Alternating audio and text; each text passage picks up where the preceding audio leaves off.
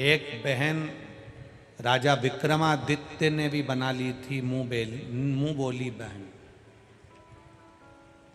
जब राजा विक्रमादित्य भ्रमण करने के लिए गए, घूमने के लिए गए, घूमते घूमते उन्होंने देखा कि नदी में एक युगल जोड़ी, एक लड़का एक लड़की, एक स्त्री एक पुरुष पानी में बह रहे हैं। राजा विक्रमादित्य देखकर आश्चर्य में पड़ गए, आश्चर्य में पड़ गए। और राजा विक्रमादित्य जब आश्चर्य में पड़े, देखकर थकित रह गए, आश्चर्य में।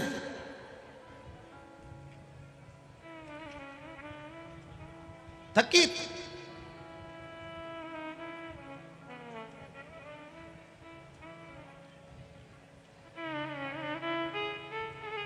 देखा कोई बचाने वाला नहीं है, राजा विक्रमादित्य पानी में कूद गए।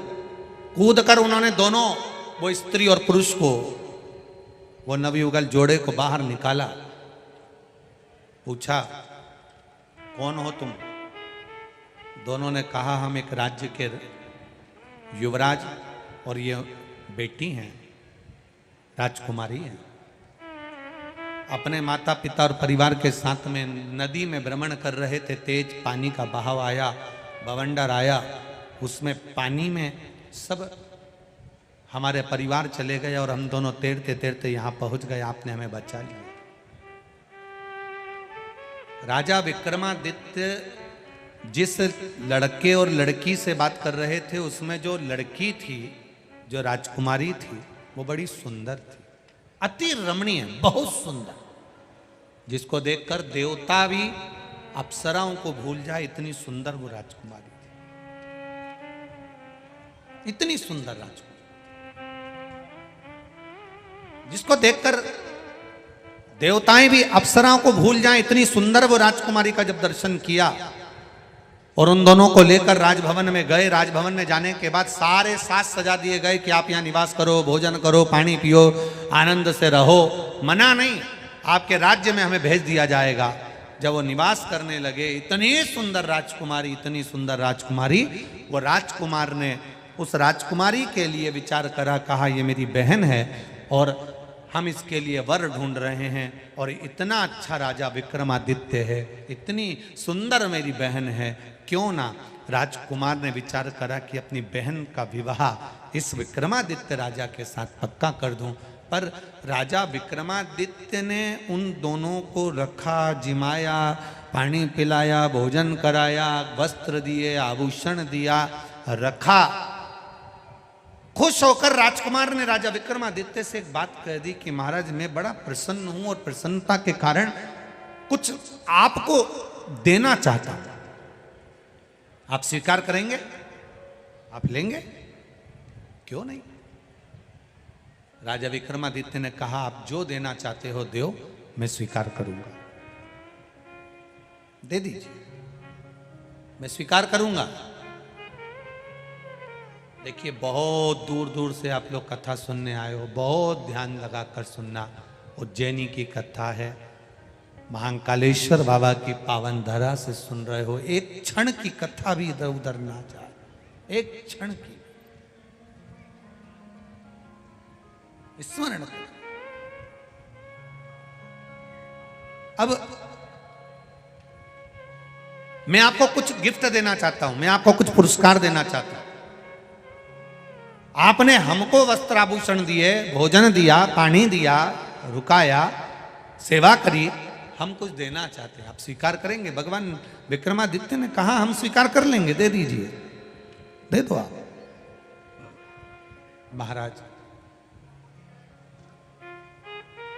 मैं मेरी बहन को आपको देना चाहता हूं, स्वीकार करोगे?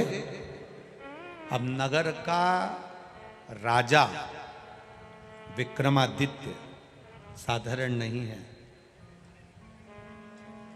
जरा समझिएगा कि राजा विक्रमादित्य थे कैसे, शिव का भगत कैसा होता है, शंकर भगवान का उपासक कैसा होता है, शिव की आराधना करने वाला कैसा होता है, जिसके घर के संस्कार श्रेष्ठ होते हैं उस घर का बेटा कैसा होता है वो समझने का विषय है राजा विक्रमादित्य की कथा। ये शिव महापुराण की कथा आप स्वीकार करोगे? हाँ, मैं अपनी बहन को आपको देना चाहता हूं, आप स्वीकार करोगे? राजा विक्रमादित्य ने कहा क्यों नहीं करेंगे। आपने अपनी बहन को मुझे दिया, मैं स्वीकार करता हूं, आज से मेरी ये बहन कहलाएगी, आज से मेरी ये बहन कहलाएगी, मैं इसको स्वीकार करता हूं। युवराज स्तुप्त हो गया।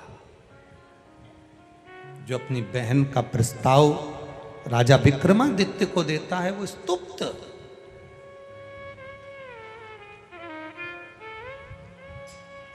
विचार करना जरा, राजा विक्रमादित्य के शब्द को सुनिएगा और अपनी जिंदगी में उतारिएगा।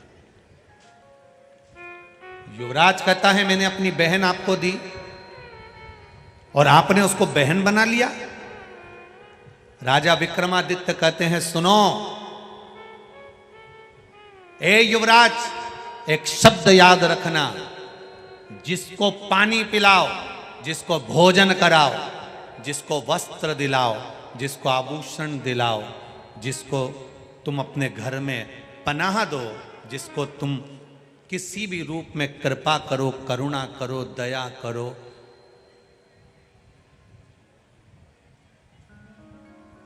उससे कुछ लेने की आस छोड़ दो।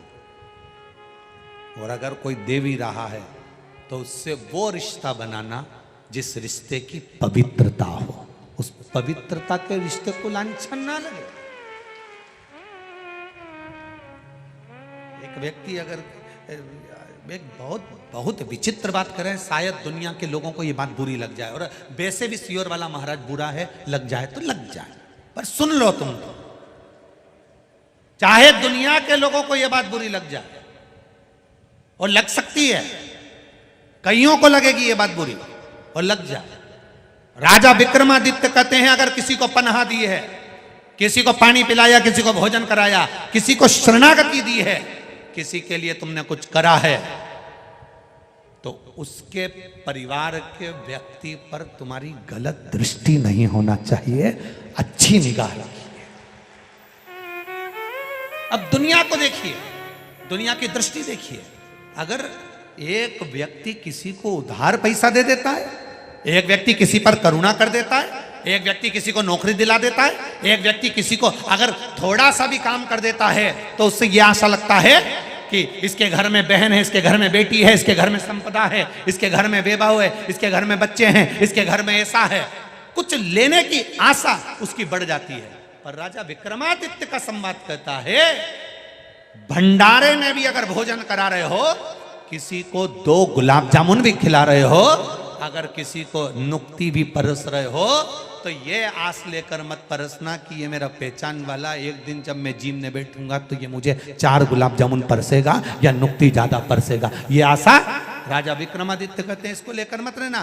पर आज की जो अभिलाषा है, आज का जो क्रम है, आज का जो विचार है, वो बिल्कुल उल्टा है, बिल्कुल उल्टा। हमने इसके लिए यह करा तो इसको हमारे लिए यह करना चाहिए। आशा क्यों लगाई? शिवपुराण करे आशा एक राम जी से दूजी आशा, छोड़ दो नाता एक राम जी से दूजा नाता, तो साधु संगे राम रंगे अंग अंग, रंगी और जाई विधि राखे राम, ताई विधि रही। क्यों कहा?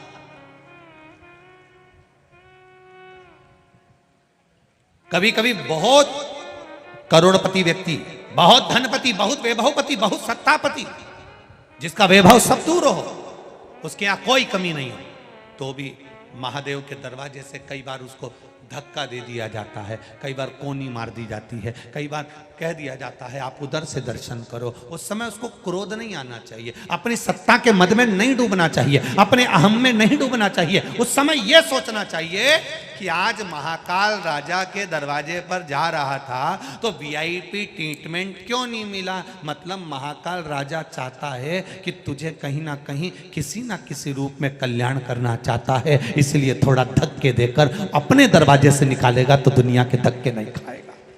अच्छा सोचो, अच्छा विचार करो, शुद्ध भाव रखो, शुद्धता का स्मरण करो। जब आप अच्छा सोचने लगोगे कि आखिर कारण क्या था जो मैं मंदिर गया और पुजारी जी ने मेरे से जल नहीं चढ़वाया, या भगवान ने मेरे से दर्शन नहीं करा, या मेरे को वीआईपी ट्रीटमेंट नहीं मिला, कारण क्या है।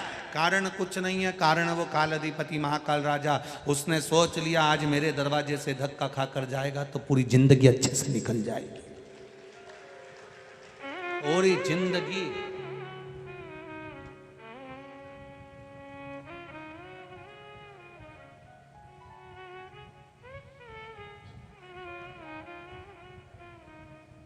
पूरा जीवन एक आनंद के साथ निकल जाए।